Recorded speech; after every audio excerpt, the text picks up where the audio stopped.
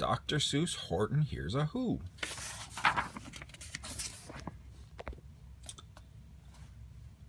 On the 15th of May in the jungle of Newell, in the heat of the day in the cool of the pool, he was splashing, enjoying the jungle's great joys, when Horton the elephant heard a small noise.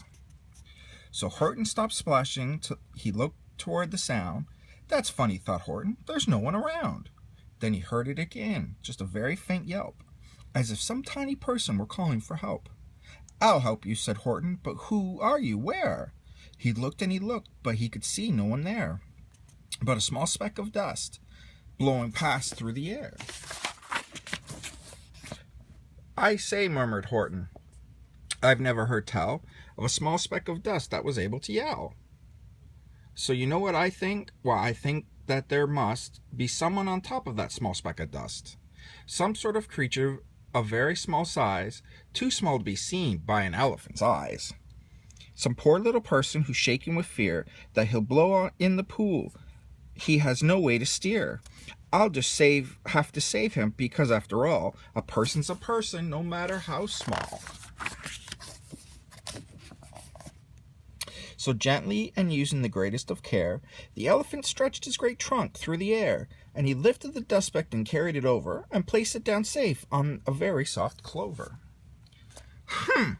Humphed the voice. 'Twas a sour kangaroo, and the young kangaroo in her pouch said, hoof too. Why, that speck is as small as the head of a pin. A person on that? Why, there's never have been. Believe me, said Horton, I'll tell you sincerely. My ears are quite keen, and I hear them quite clearly. I know there's a person down there, and what's more, quite likely there's two, even three, even four. Quite likely a family, for all that we know.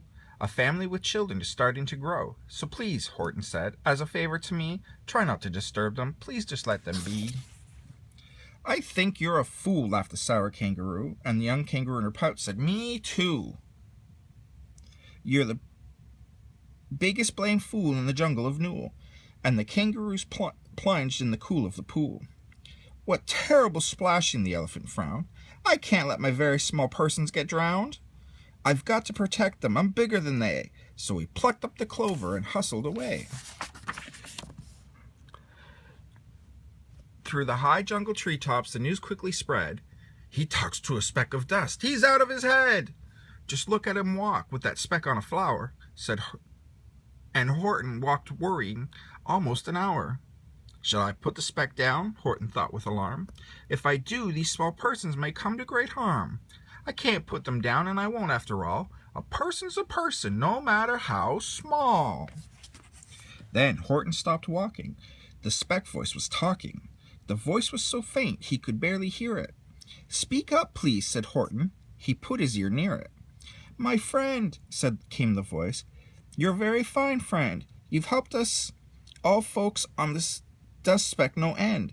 You've saved all our houses, our ceilings and floors. You've saved all our churches and grocery stores. You mean, Horton gasped, you have buildings there too?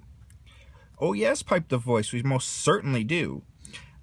I know, called the voice, I'm too small to be seen, but I'm mayor of a town that is friendly and clean. Our buildings to you would seem terribly small, but to us who aren't big, they're wonderfully tall. My town is called Whoville, for I am a Who, and we Whos are all thankful and grateful to you. And Horton came back to the mayor of the town. You're safe now, don't worry, I won't let you drown. But just as he spoke to the mayor of the speck, three big jungle monkeys climbed up Horton's neck. The Wickersham brothers came shouting, What rot! This elephant's talking to Whos who are not. There aren't any Whos, and they don't have a mayor. We're going to stop this nonsense, so there. They seem mean. They snatched Horton's clover, they carried it off to a black-bottomed eagle named Vladikoff, a mighty strong eagle of very swift wing. And they said, Will you kindly get rid of this thing? And before the poor elephant could speak, the eagle flew off with the flower in his beak. All that late afternoon, and far into the night, That black-bottomed bird flapped his wing in fast flight, while Horton chased after with groans over stones that tattered his toenails and battered his bones, and begged, "Please don't harm my little folks, who have so much right to live as us bigger folks do."